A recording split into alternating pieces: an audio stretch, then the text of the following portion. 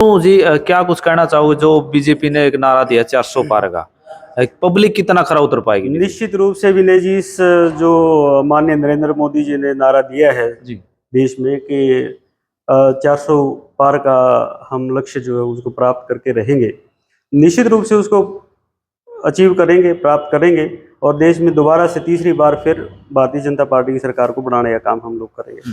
जो नायब सैनी जी मुख्यमंत्री बनाए गए हैं उनके बारे में आप क्या कहना चाहेंगे, वो पूरा बताइए। विनय जी, ये तो इस पार्टी की सुंदरता है। आप देखिए कितनी गजब की बात है कि एक छोटा सा कार्यकर्ता जो पार्टी में काम करता है, वो एक छोटा सा काम करने वाला आदमी मुख्यमंत्री बन जाता है 10 साल के कार्यकाल में, और एक चाय बेचने वाला आदमी प्रधानमंत्री बन जाता है। ये इस पार्टी की सुंदरता है। और इस जो ये प्रक्रिया है और जो ये रीत है, इसको हम जारी रखेंगे, ऐसे ही इसको आगे बढ़ाते रहेंगे और एक आम जनमानस तक, अंत्योदय तक, अंत्योदय का मतलब है आखिरी व्यक्ति तक इस प्रक्रिया को और इस रीत को, इस रिवाज को लेके जाएंगे। ये हमारा संकल्प है, ये हमारे माननीय नरेंद्र मोदी जी का भी प्रयास है कि हर एक आखिरी व्यक्ति तक पार्टी का जो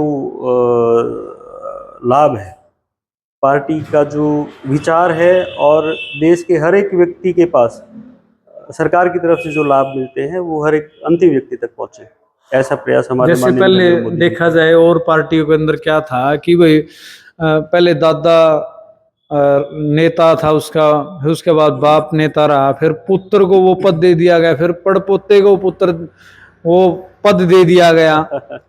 इस तरीके की पीढ़ी दर पीढ़ी जो राज करने की नीति को भाजपा ने खत्म किया है, उसके बारे में क्या कहना चाहोगे? विनय जी, इसी परिपाठी को हमने बदलना है, इसी सोच को हमने बदलना है। एक ऐसी विचारधारा को जन्म देना है कि जो एक गरीब से गरीब और एक सामान्य आदमी को ऊपर के पद पर लेके आए। ऐसी विचारधारा के साथ भारतीय जनता पार्टी काम कर रही है, इसी सोच के साथ माननीय नरेंद्र मोदी जी काम कर रहे हैं और इसी सोच के साथ आपने देखा है अभी हरियाणा में माननीय मुख्यमंत्री नायब सिंह सैनी को बनाया गया है। और बहुत पुरानी बात ये भी नहीं है कि एक चाय बेचने वाला आदमी भारत देश का प्रधानमंत्री बन सकता है। ये इस पार्टी की सुंदरता है, इस पार्टी के पवित्र विचारों का एक मूल ढांचा जो खड़ा किया था उसकी देन है जी। तो सर 10 सीटें हैं अपने हरियाणा के अंदर लोकसभा की, उसका किस तरीके का रोड मैप भाजपा ने तैयार किया? देखिए, मैं आपको एक आश्वस्त करता हूँ एक बात के लिए कि निश्चित रूप से भारतीय जनता पार्टी इस बार 10 की 10 सीटों पर विजय प्राप्त करेगी और ये जो 10 की 10 सीटें हैं माननीय नरेंद्र मोदी जी को समर्पित है।